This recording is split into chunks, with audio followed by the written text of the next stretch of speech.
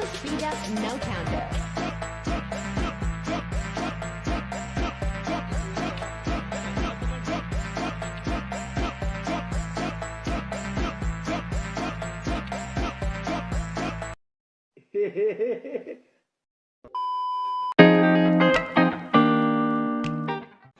Nah, teknik militer ini adalah teknik yang ada untuk membangun pertahanan seperti benteng militer, pos-pos militer, jalanan, dan bangunan militer lainnya.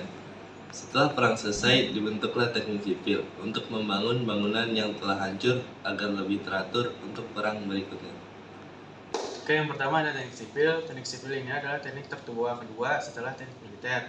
Teknik militer ini mempelajari bagaimana merancang, membangun, dan merenovasi.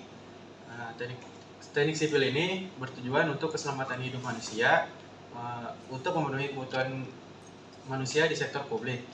Teknik sipil ini berhubungan dengan desain, konstruksi, dan pemeliharaan keamanan. Pekerjaan umum di teknik sipil ini itu adalah seperti jalan, jembatan, kanal, bendungan, bandara, dan lain-lain. Nah, jadi dari dua orang tadi yang menjelaskan tentang perbedaan teknik sipil dan teknik militer, nah di sini saya akan menyampaikan tentang kesimpulan dari perbedaan teknik sipil dan teknik militer. Teknik sipil itu bertujuan untuk menciptakan, merencanakan, merancang, dan memelihara infrastruktur sipil untuk kepentingan masyarakat umum. Dan yang teknik militer bertujuan untuk mendukung keperluan militer dan pertahanan nasional melalui pembangunan dan pemeliharaan infrastruktur serta teknologi militer. Alasan saya masuk teknik sipil adalah karena saya sangat penasaran dengan bangunan-bangunan yang ada di Indonesia. Jadi saya ingin tahu gimana cara membuat bangunan-bangunan tersebut menjadi bangunan yang sangat indah.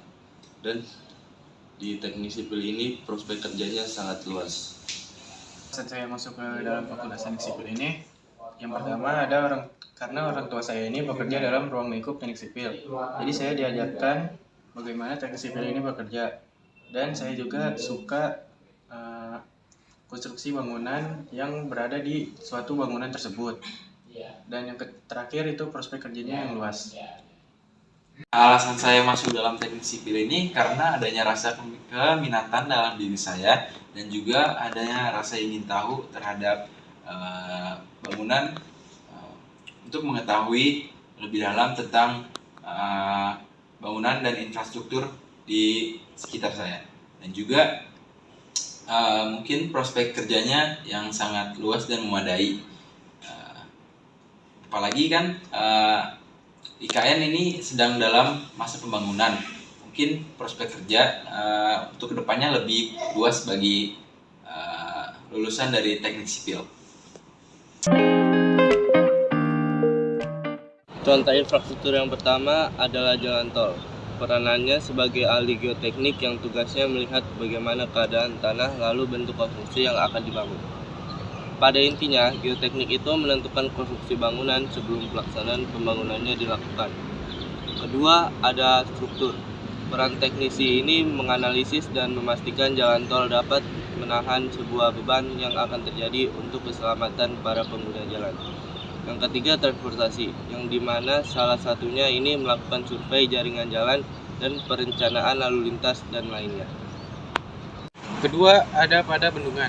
Pada bendungan ini membutuhkan yang pertama adalah hidrolika, yang berkaitan dengan aliran fluida, yaitu menganalisis yang benar tentang esensi dari gaya gravitasi sebagai gaya pergerakan untuk fluida.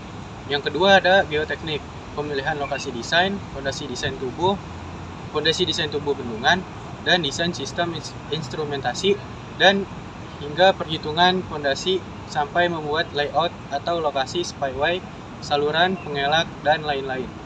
Yang ketiga, ada struktur menganalisis dan memastikan bendungan dapat menahan beban pada bendungan seperti tanggul atau pintu air yang berguna untuk mengelola air.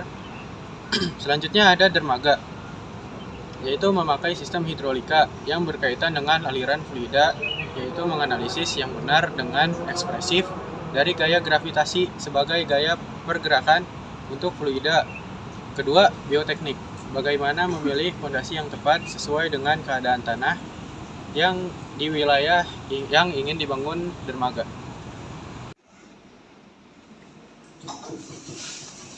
Nah, yang terakhir, ada bangunan bertingkat. Peran geoteknik yaitu bagaimana memilih fondasi yang tepat sesuai dengan keadaan tanah. Setelah itu, dilanjutkan pada tahap penimbunan dan pemadatan tanah. Peran struktur pada bangunan bertingkat yaitu menganalisis dan memastikan bangunan dapat menahan semua beban yang akan terjadi pada bangunan, baik beban hidup atau beban mati yang akan terjadi. Maka dari itu harus memastikan penggunaan material yang sesuai dengan standar nasional Indonesia, sehingga bisa membuat bangunan tersebut kokoh dan tahan lama. Pada dasarnya, semua pembangunan membutuhkan ahli geoteknik dan manajemen konstruksi. Peran teknik konstruksi adalah tentang apa dan metode yang akan digunakan, jadwal pelaksanaan, dan juga budget. Nah, apa sih teknik keairan itu? Teknik keairan adalah teknik yang mempelajari tentang ilmu teknik dalam perencanaan desain, pengoperasian, serta pemeliharaan bangunan air yang berkaitan dengan sumber daya air. Teknik pengairan adalah bagian dari teknik sipil yang berfokus pada studi tentang bagaimana air bereaksi dengan sistem alam seperti pantai, muara, dan sungai, serta lingkungan buatan manusia. Hal ini juga mencakup pengembangan dan pengelolaan teknik fasilitas dan peralatan yang dirancang untuk melestarikan dan mengendalikan sumber daya alam untuk digunakan manusia.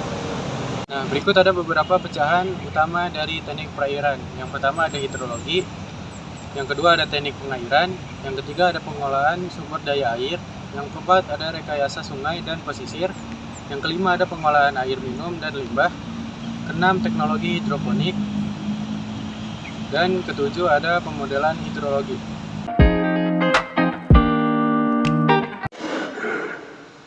Nah, proyek kerja nyata dari teknik keairan yang pertama adalah bendungan.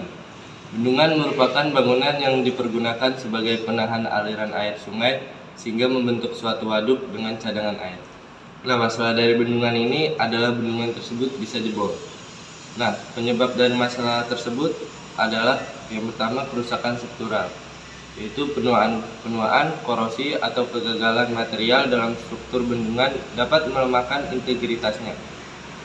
Pemeliharaan yang buruk atau kesalahan konstruksi juga dapat menjadi faktor. Yang kedua adalah peningkatan beban air. Kelebihan air dari aliran sungai yang tidak terduga, bencana alam seperti banjir, atau kesalahan dalam manajemen pintu air bisa menyebabkan peningkatan tekanan yang berlebihan. Nah, oke, jadi masuk ke proyek nyata yang kedua itu ada drainase. Jadi drainase ini merupakan sebuah konstruksi yang menjadi media untuk mengalirkan air dari satu titik ke titik lainnya, yang dinilai sangat penting untuk membantu proses pengaliran air seperti curah hujan agar tidak terjadi genangan atau banjir. Nah, masalah dari drainase ini adalah pertama itu kondisi tanah yang tidak teratur. Jadi ada beberapa jenis tanah seperti tanah lempung berat, atau tanah berbatu. Bisa sulit untuk dibuat saluran air karena sifat-sifat tanahnya yang sulit ditembus. Yang kedua ada kepadatan tanah yang tinggi. Jadi tanah itu sangat padat atau kompak, dapat membuat air sulit meresap ke dalam tanah, sehingga sulit untuk membuat saluran air yang efektif. Yang ketiga ada pemilihan lokasi yang tidak tepat. Jadi salah memilih lokasi untuk membuat drainase bisa membuat prosesnya menjadi sulit. Lokasi yang tidak strategis dapat menghambat aliran air secara alami. Nah, untuk solusi dari ketiga tadi, untuk drainase yang pertama adalah analisis tanah yang mendalam. Jadi kita melakukan analisis tanah yang lebih detail untuk memahami jenis tanah, tingkat drainase alaminya, serta karakteristik strukturalnya. Ini akan membantu dalam merencanakan strategi drainase yang sesuai. Yang kedua ada perbaikan kepadatan tanah. Jadi untuk tanah yang padat atau kompak, teknik pemecahan tanah seperti penggangguan alat berat atau proses mekanis lainnya dapat membantu membuat saluran air dengan lebih efisien. Jadi yang ketiga ada teknik drainase yang tepat. Jadi untuk pemilihan teknik drainase harus sesuai dengan kondisi tanah. Ini bisa meliputi penggunaan sistem drainase berbasis filter, instalasi pipa saluran air, atau teknik lain yang sesuai dengan kebutuhan tanah. Nah, contoh proyek kerja nyata dari teknik keairan yang ketiga itu ada dermaga. Nah, dermaga itu merupakan suatu bangunan di pelabuhan yang dibuat untuk memarkirkan atau merapatkan kapal yang akan melakukan bongkar atau memasukkan barang serta menaik-naikkan penumpang. Nah, masalah dari dermaga yaitu mendalamnya air laut. Nah, penyebab dari mendalamnya air laut itu peningkatan permukaan air laut, perubahan iklim, termasuk pemanasan global dapat menyebabkan peningkatan permukaan air laut yang disebut sebagai naiknya air laut atau bisa disebut sea level rise. Ini dapat mengakibatkan genangan air laut di pesisir dan bahkan intrusi air laut ke daratan yang lebih dalam. Yang kedua itu erosi pesisir.